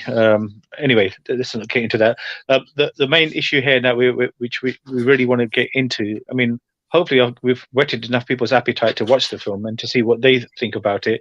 So from what you've seen so far, it's you can see everything in motion. What is happening? Absolutely. You mentioned the hadith. Initially, you mentioned hadith, which is an authentic hadith regarding the women in hellfire. Majority of the women will be in hellfire, and there's a reason for that. And it can be related to the fact that they start to disrespect their husbands, and they don't, respect their husbands and kind of like fulfill the requirements of the husbands. And this is very common nowadays, where a lot of women now, they have this term now that we're independent women. And I see that a lot, especially amongst the 20 and 30-year-olds, sisters who kind of say that a lot. And what's your take on that, my brother, Mustapha? Absolutely, bro. I mean, we're seeing everything in beautiful motion here, you see. The hadith substantiate the fact by it says that, and because they were ungrateful to their husbands. That's something which is also within that hadith, bro. And what does that mean? The hadith, when Rasulullah Sallallahu Alaihi Wasallam was asked to elaborate upon that by the Sahaba, he makes mention by stating that whenever a husband does any good, the wife will say, "From you, we've never seen any good." You know, subhanallah. So that is so true, Akhi. That is so true. Barakallah fikum, brother, for reminding myself and the audience. That is a very common saying, and it seems to be a natural remark that a female says.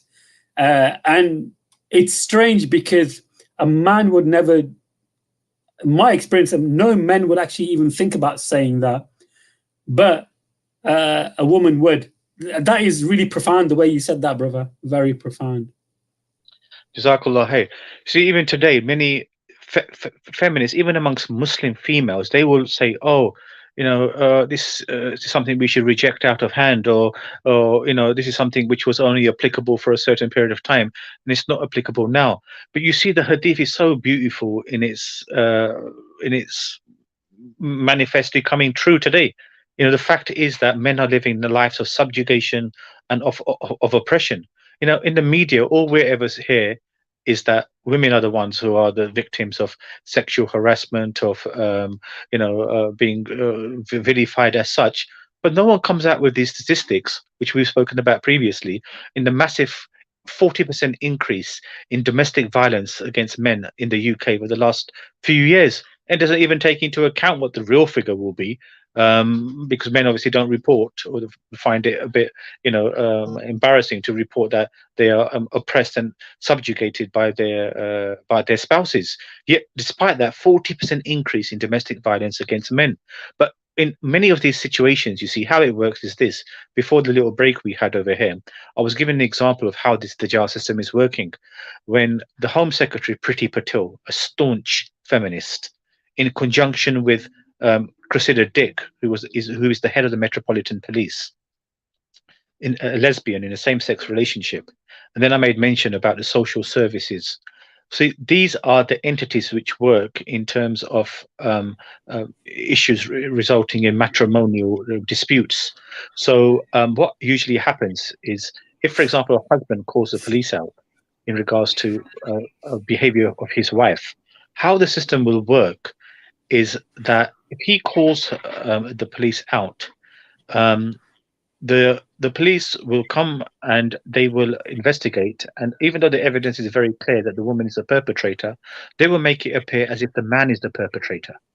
This is what they often do.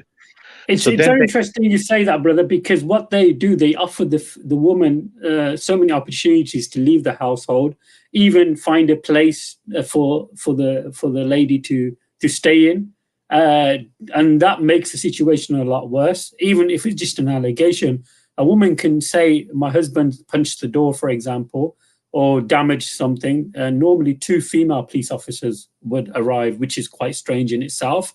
And you mentioned Houses of Parliament, brother, and I'm really sorry to mention this, because when I was watching Q&A, Prime Minister's Q&A today, if you watch behind the speaker, like the Prime Minister and the other guy from the Labour Party, in the back behind him, there's like 2 women or 3 women sitting behind him. There's hardly any men. Have you ever noticed that, my brother? Has that ever come quite surprising to you? Yes, absolutely. I mean, that's all pretty clear, you see, because it's as such that another film which I want to advocate people to watch, and it may sound again funny, but it's not at all funny. It's dead serious. It's called The Brides of Dracula, 1973. With Peter Cushing. It actually shows how the women will be in control at these times, you see, how they will be the ones. Because even the film Dracula, brother, and I'm sure you watched it with Christopher Lee, very famous horror films for people who grew up in the UK, particularly in the 70s or 80s, in the 80s, where Christopher Lee, an English actor, plays the form of a chap called Dracula, a shadowy vampire type figure who puts his fangs into the neck of individuals. Now, but the significance of the film is actually, note something of even this film, which we haven't spoken about, which I would want people to watch as well, is that Dracula is like a Dajjal type figure, an Antichrist type figure as well, who is apparently then crushed by holy water or whatever, or by the crucifix or wherever. Now, what we're observing even within this particular film, essentially, is that it says the Brides of Dracula. It's to show that he himself the women will be under him. It will be women who will be his adherents. It will be the women who he will have monopoly over. And there, you see, these are all subliminal messages that we're getting within these films as well. So in this particular film, The Brides of Dracula, it shows Joanna Lumley, a famous British actress, who actually plays a lead role within this particular film. And it shows how Dracula is all of his adherents, those who commit these ritualistic, satanic acts, they are women in control of this while it's happening. And this is a film I would highly encourage people to watch as well. And then you observe that he controls them. He's got them under his whip. But when the time comes, which has come now, they will be liberated. Why do you think they were roughly made at the same time as each other? That was in 1960, The Brides of Dracula. That's Is there like, 1973. That was 1973. sorry, okay, I've got the wrong one here. I've got The Bride of Dracula is a 1960 British supernatural horror film. Am I okay? Let me Does that see. Maybe does that feature Christopher Lee? Let me have a look, brother. Because this film is in color, and there was no color films in the early 60s. Brother. Let me just have a look, brother. Bear with me. I'm trying to figure out where it is. Yeah, I've done my homework on this. 1973, featuring Peter Cushing, and it was called The Bride of Dracula. Anyway, the point of what we're trying to address for everyone's attention is that it will be the women notice who are his adherents. And if you watch that film, which I highly encourage people to watch, it just shows how they will be the recipients of him at a later stage. This is all rampant within the films that I've just mentioned, including the film we're discussing, The Omen 1, how he's been nurtured by women in his infancy. And that remember, this film was made in 1976, so we're talking 46 years ago. This film was made, so it just gives you a great indicator of what the plots and plans are going ahead, you see. And this is just a little eulogy of this. I mean, are you aware of the black dog and the jinn? Are you aware of that hadith, Afi? Absolutely, yes. I'm fully aware that black dog is a shaitan. So, black dog, because the jinns can be, according to Islamic understanding, they can be infested by the black dog in particular, demonic forces. Hence, it's interesting, and even more interest, brother Mohammed. Even Christians understand this way as well. There's even Christian writings about such things as well, and we notice that this black dog who plays, who just simply looks into the eyes of the first nanny, and that she's somehow got a subliminal message that you have to kill yourself, and that's why she hangs herself. So I've already explained in depth why that happens. So there's no need to go over that again. Now, going back to this film, because obviously the show is about The Omen 1.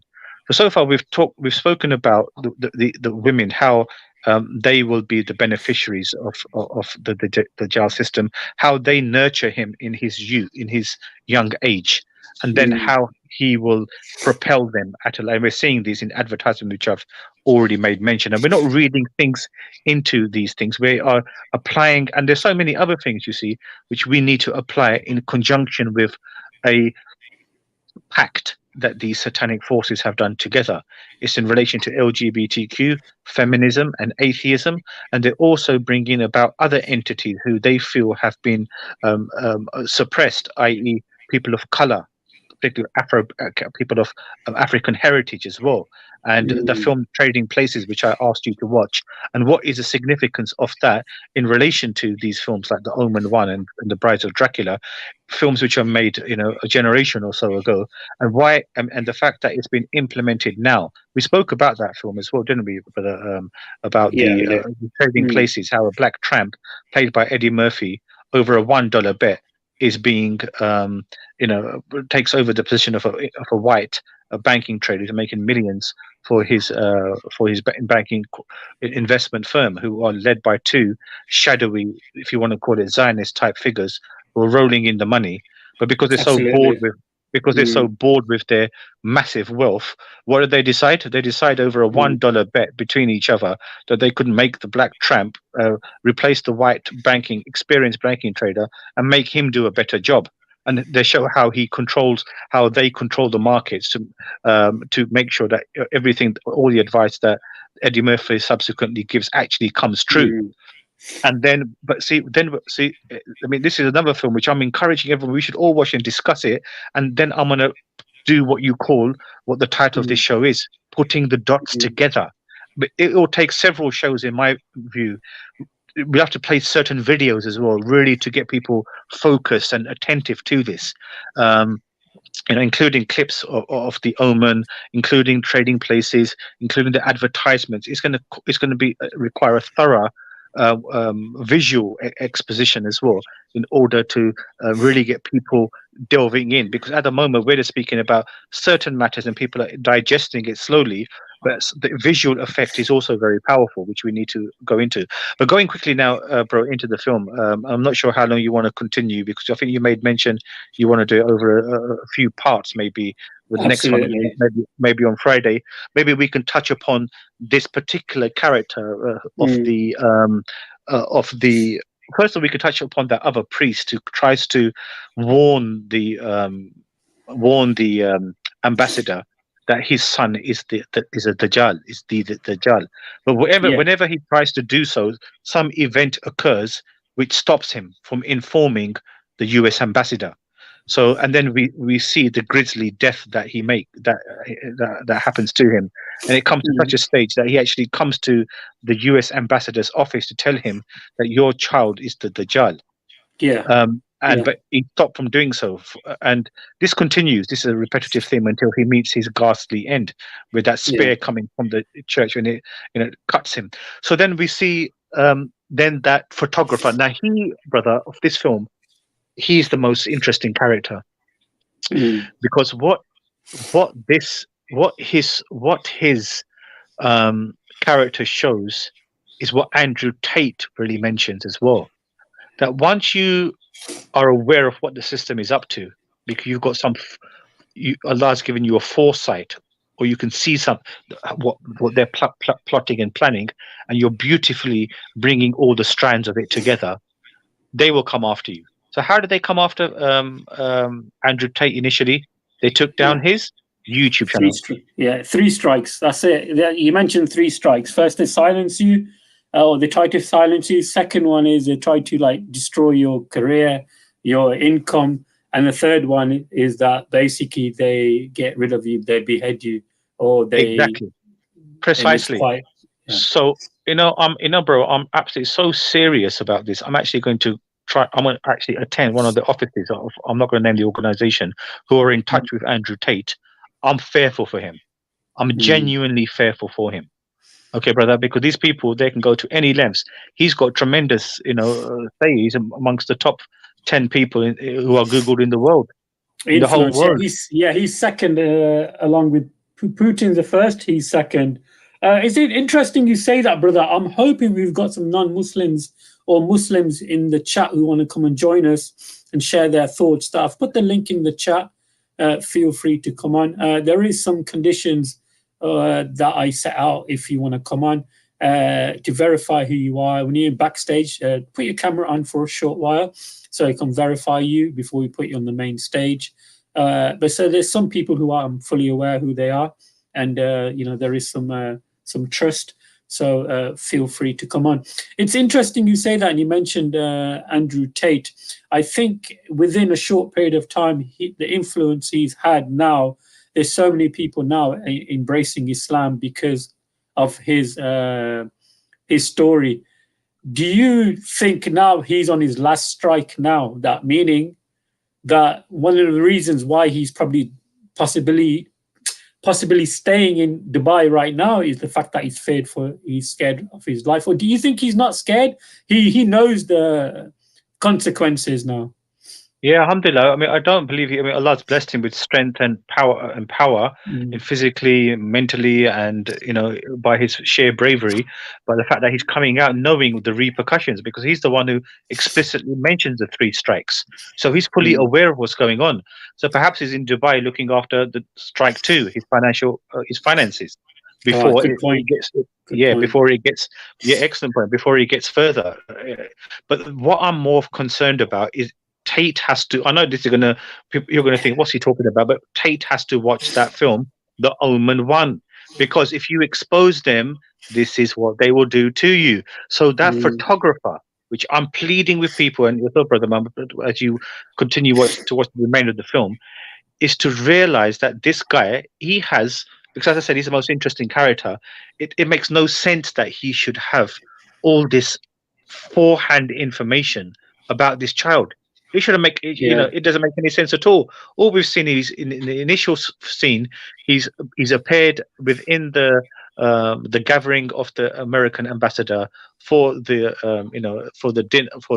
entertaining day he's setting out for people who are attending his place of residence. and he seems to know something. He's taking pictures of not just that girl's suicide, but also of Damien as well. In his mother's arm. It's like he knows something. And what happens then? He progressively, fortunately, is able to befriend the U.S. ambassador, and by that method, he slowly shows that the Damien is the Dajjal. By events that occur, like when Damien tries to go to church, he goes berserk. When he does so many other things, which shows that this is not a normal child. I mean, the natural inclination of Gregory Peck, the U.S. ambassador, is to ignore all of these points. But when it becomes more and more clear to him, it's a gradual process. You see, it's a gradual process of convincing. But like I said, with this particular individual, this photographer, he seems to know. And why does he seem to know? It's because, and that is in effect, that character is a warning for people like me, to be honest. Hence, I never show my face on these platforms. It's a warning for us that if you expose us too much and you get a big audience, this is what exactly Tate said. It's all right for me and you to speak on a channel which has got about 20 people listening on. But if you go to the length of exposing us, this will be your end. We will behead you. Because don't forget, these are some of the oddest people on the planet. This is what Tate says as well. This is why I love listening to his interview, because everything I'm speaking about, he knows it. He actually tells us within these interviews that there must be a God, because there's so much evil on the other side that he's seen himself, that there must be an opposite.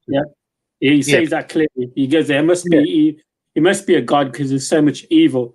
And that's quite, for somebody in his position to say that, that hits hard to some of these atheists and so forth, because one thing he says all the time, and he criticizes Christianity for, is the fact that you mentioned at the beginning that they've basically sold out. They're done and dusted.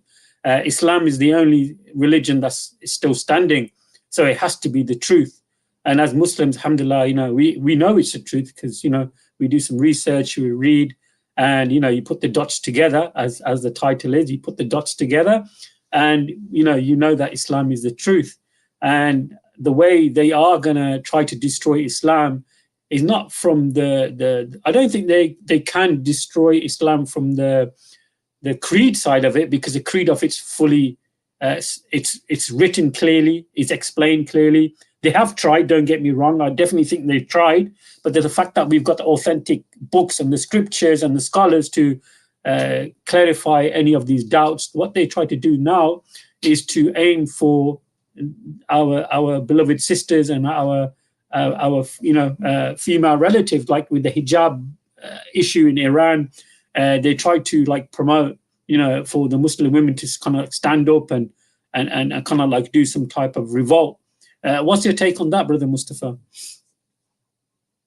You got it in a nutshell, bro. This is what it's all about. You see, the Englishman was just a guinea pig in this, in the sense that this was all done inculcating women's rights. And Englishmen in general speaking, they don't have big families anymore. That's right. Societies are in the UK, for example, in London, at such places, you don't see an Englishman's face in towns in London. It's because they've lost the very fabric of society. So they've made their women all powerful and dominant. Now they're trying to target the Muslim woman in particular. I used a beautiful word, revolt against your husband. We will empower you. We will give you all the power of finance. And that is connected to the hadith of the Prophet Sallallahu Alaihi Wasallam. Precisely. Connected to the hadith of the Prophet Sallallahu Alaihi Wasallam is telling us what is the actual, what's going to happen. It's for us to observe within the phenomena of the world we're living in, to absorb that point, and then to relay that back to the hadith. For Christians in particular, you see, whenever I speak to them about this particular point, I've always noticed they do like to listen.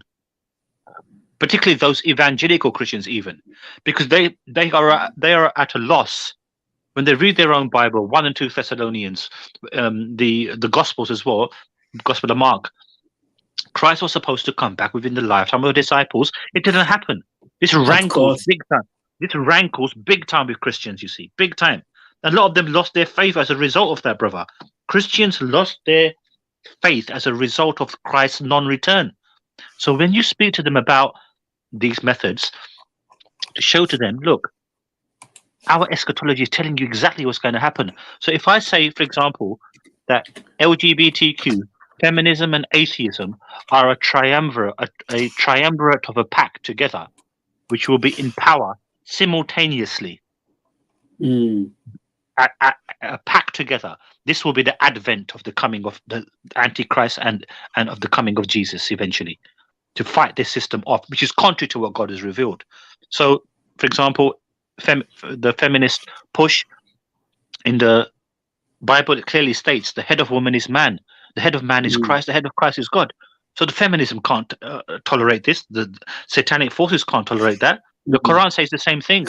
The believing women are devoted to Allah and by proxy to their husbands. They're not going to tolerate this. Hence the attempt to crush religion. So they've hurdled Christianity. Now the obstacle is Islam, you see. That's the only thing left. So in conjunction with those other points I made, LGBTQ and atheism. Now people say to me, we've always had matriarchal societies. We've always had people of same-sex disposition.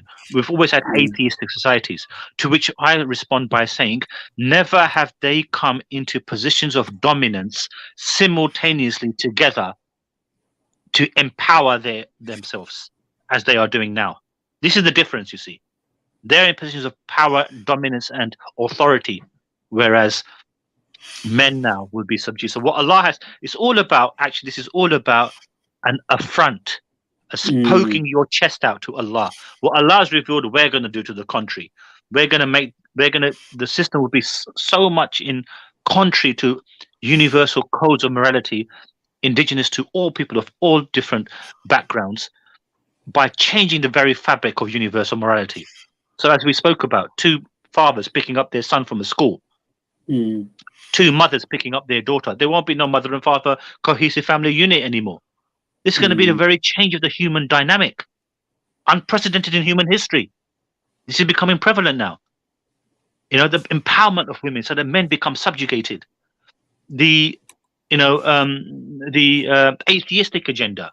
By conservative estimates, 60% of MPs in this country are atheists. They don't believe in God, bro. True. So naturally, they're going to propel. This is going to be the whole powerful setting. And as I repeat, they have reached a pact together. PACT.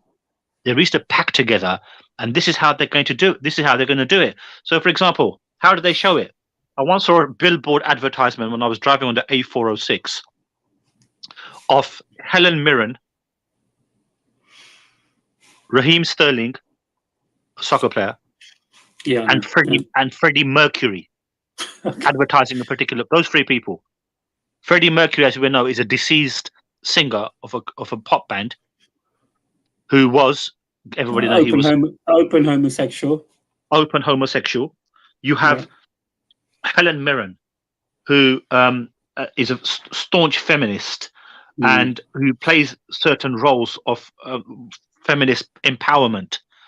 You know, there's a particular scene which I will never forget. It was on the Sky. It was called Game of Thrones, where one lady sits on a throne, and she makes the following comment. Again, within the context of the series, you would just say that, oh, she just makes a comment, but she says the following.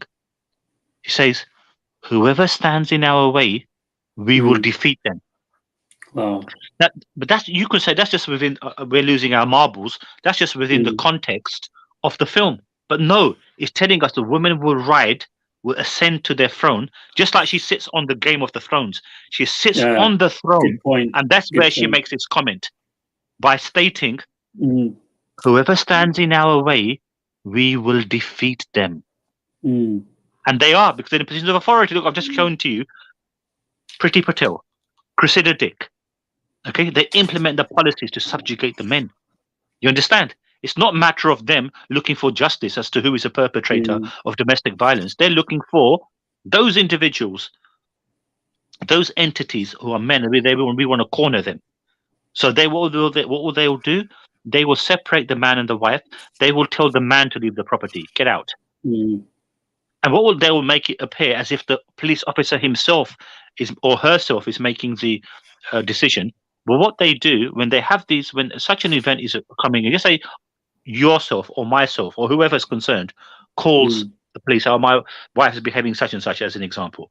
You're thinking to yourself, you've been called out by the police, and she's obviously the perpetrator. But one is making one claim, another is making another claim. So what they do, they separate you.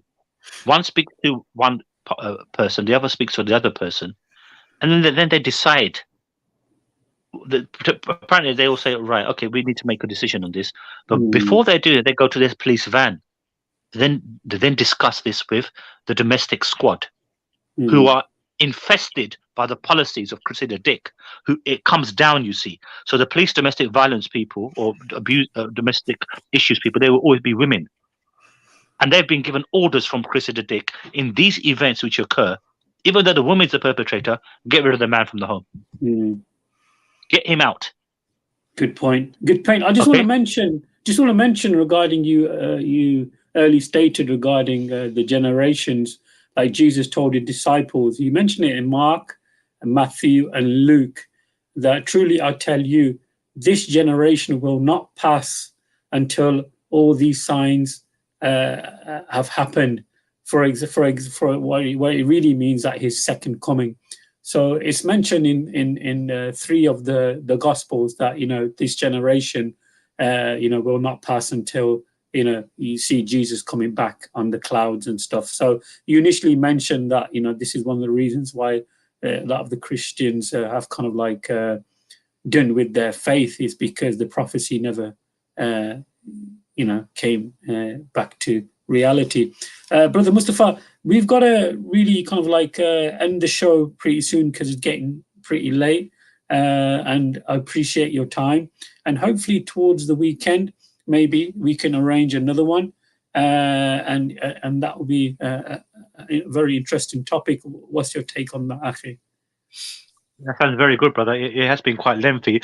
So for the concern for the audience would be that they need to realize what these end time scenarios are and how is this affecting us, whether you're a male or a female, looking at society in general, how it's going, where it's going towards.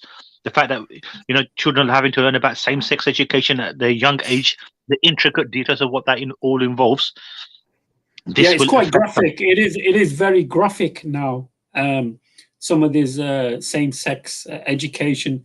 I think if you brothers and sisters are aware, if you go into YouTube, especially the community in Dearborn, in I think it's Detroit in America, where they had like transgender and transvestites and people coming into the college to read book to primary school children about same-sex relationships and other disgusting and despicable things. And a huge uproar took place within the... and Dearborn, I think, is majority Muslim, Arab Muslim community, and they kind of spoke up and they had a massive, like a school board hearing and stuff like that. You can see on YouTube, it's quite interesting. I definitely recommend the brothers and sisters to watch that. Brother Mustapha, I'm really sorry to cut you up from there. Continue, brother. No, that's fine, brother. It's excellent points you make as well. There were recent events in Birmingham as well, where Muslim parents, wanted to were peacefully protesting outside certain schools in regards to these schools teaching children about the same-sex sex education, and they were portrayed by the media as being extremists. We're just talking about ordinary parents here, holding intolerant views, not allowing their children to learn about the different trends and changes of society. This is the portrayal that they're trying to give. You understand, bro? That's the portrayal that they're trying to give. But in fact, we don't want our children to learn about these things. We want the innocence of youth to be there. We want. It's interesting you say that, Mustapha, because they say they want freedom of speech, but where's our freedom of speech? Where is our freedom to say no, we don't want it? Where does freedom of speech come when we kind of like push back and say no, we don't want that? So how can they justify freedom of speech on their behalf, but when we kind of like say no to it, they are saying no, you're being too extreme. You can't say that. But where's our freedom of speech, brother? That's the book that our good brother Kenny Bomer has published as well. My right to politely disagree, Yeah, which I yeah. think we should advertise as well. I should.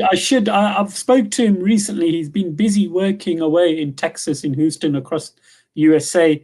He's got a debate coming up soon on one of these huge platforms. I did contact him a couple of days ago, but he is busy. So, guys, so I'm going live right now on 3 different channels. I'm going live on my COV FF channel. I'm going live on Consider This TV network, which is streamed across the States. And I've got another channel called the COV Islamic channel. So this is normally this is more towards khutbahs and sermons, like Islamic stuff. So I'm kind of streaming on that, and also I can raise more subscribers on that channel. But it's interesting that Brother Mustapha mentioned regarding the second coming of Jesus. In Matthew 16:28, if somebody wants to post, can Google that for us. Matthew 16:28, where Jesus has mentioned to his disciples, there are some standing here which shall not taste death. So he's talking to his disciples, and he's saying to his disciples, some of you people will not taste death. They will see the Son of Man coming back to his kingdom. So again, this is a false prophecy. Jesus, peace be upon him, hasn't returned. So what's this? I'm playing this in Oxford. I don't know what this means, brother. I'm playing this on Oxford Dawah also, brother. Hello, what do you mean, brother? Are you playing this stream on your network? I don't understand. If you want to contact me, brother, House, if you want to do some joint work with me, I'm happy to kind of like, as long as the dawah can get out, I'm not asking for any financial or anything like that. As long as we can spread the dawah, I'm happy to help out. If you want to contact me, inshallah. Brother Mustapha, we got to wrap it up now because it's been 2 hours, alhamdulillah. And I've got to start early in the morning. I've got to go work in the morning. So, brother, inshallah, any final words from you before we wrap it up? Alhamdulillah, just like to thank you, brother, for giving me the opportunity to speak about this. No, brother. Jazakallah khair, akhi. Jazakallah khair. No, it's not a problem. Oh, okay. I always get this wrong. Sorry, I didn't know. Yeah, gotcha, inshallah. Hopefully, this sister's got a YouTube channel. Maybe contact Brother Mustapha and hopefully get him as a speaker on your platform. And hopefully, inshallah, we can continue spreading the information to the public, inshallah. Now, Brother Mustapha, you're always welcome on my channel, and I was so happy that you contacted me a couple of days ago. And I've been kind of like looking for you and like sending like secret messages while I'm doing podcasting and stuff. But alhamdulillah, we kind of like put the dots together, and it's been really an honor to have you, mashallah. And the knowledge that you have is very beneficial. And it can be quite controversial, but if you really step back and come out the bubble and look at it, in a holistic way, mashallah, the dots can be kind of like put together. And it's interesting, mashallah. And sometimes when you mention the hadiths and you link it to the story, it kind of like gives me goosebumps and stuff, because it's true. And, and it's gone to a stage where, the lies are so much now that people accept them as the truth. And even though we know that they're lying, but we still go ahead with it. We're like sheep now. Like you said earlier, brother, like Andrew Tate said, there are sheep and there are wolves. And the sheep are too many now, brother. Too many.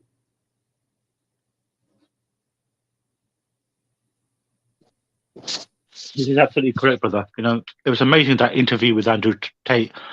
It just substantiates on all the things that we've mentioned today. And I'd really like to, just to, for people really to follow Andrew Tate, because inshallah, by the will of Allah, he's blessed. Inshallah. Inshallah. And, we need to, as Muslims, really take benefit from such a figure coming to Islam and encouraging, therefore, our communities to practice this beautiful religion together and understanding it for the betterment of our lives. Absolutely. Jazakallah khair, brother. Just finally, I just want to say this bill that has been put forward in Pakistan, it is quite devastating for.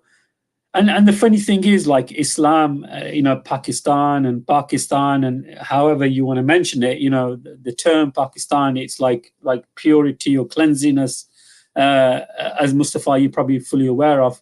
But now, the fact that they've openly accepted, those kind of transgender movements and safe sex activities, and it just totally baffles me, to be honest, and especially the turmoil that's happening now in Pakistan with the PTI party and the other parties.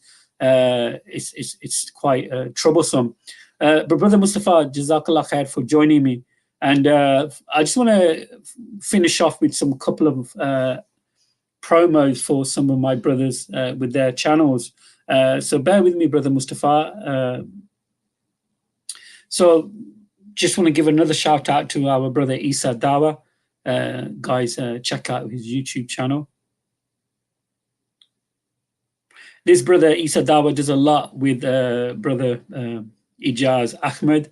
And recently they've had quite a few shahadas on their TikTok. So please continue to like and subscribe to all the Dawa channels. Of course, we have our brother EA Dawa. I think he's probably live now. If you go to EA Dawa, mashallah, he's linked with other YouTube channels like The Muslim Cowboy, Maliki Click, Harun the American Muslim, and much, much more. So check out EA Dawa. And of course, don't forget our brother Friendly Muslim. Guys, please continue to support him. He needs 1,000 subscribers so he can start posting on his community network. And also, we've kind of like we're twisting his arm to say once we get him to 1,000 subscribers that he has to show his face. But apparently he's saying that the cartoon character that he's got on his profile picture is very close to what he actually looks like. So yes, get him to 1,000 subscribers, inshallah. And finally, myself, Cover Fef channel. I'm also on Rumble now, so check it out. My channel on Rumble is called Abu Shuaib. I've put the link in the chat. So guys, please continue to like and subscribe to my YouTube channel. And inshallah, we're nearly finished the show. It's been 2 hours. And yeah, click the subscribe icon. Brother Mustapha, final words for you before we end the show. Thank you so much. Yeah, Jazakallah khair, brother. Thank you once more. Just like to make mention the program you have for Brother Nazam to speak on the messiahship of Isa alayhi salam. When do you plan to have that as a live stream? I'm hoping this weekend, brother. He's always been busy because I think he's doing stuff with EF Dawa. And he said to me, texted me the other day, he said he's doing some revision for some topics that he's got coming up. So, yeah, he's just trying to get hold of him. And, yeah, so I'm just waiting for him to come back. Sorry to interrupt you, but if you want to organize something, I mean, I spoke to him yesterday, so he was aware that you had some sort of plan for this week. So it's just a matter of calling him and just getting it arranged. I'm pretty sure he will be available, inshallah. Inshallah. I'll text him. I'm back at work tomorrow.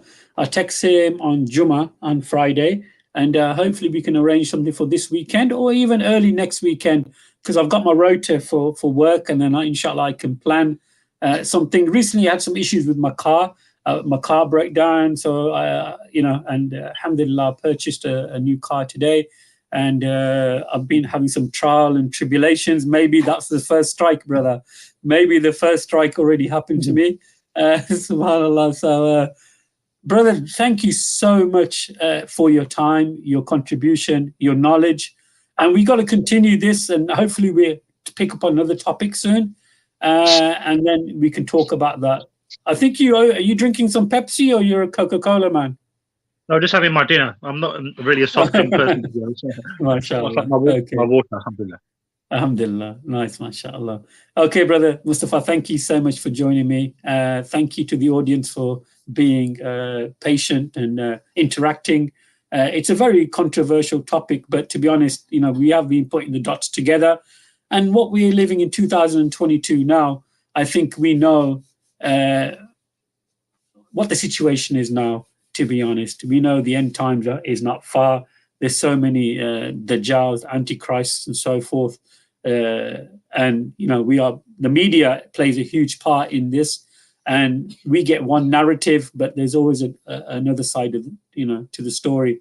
So, brothers and sisters, thank you so much. Assalamu alaikum wa rahmatullah wa barakatuh.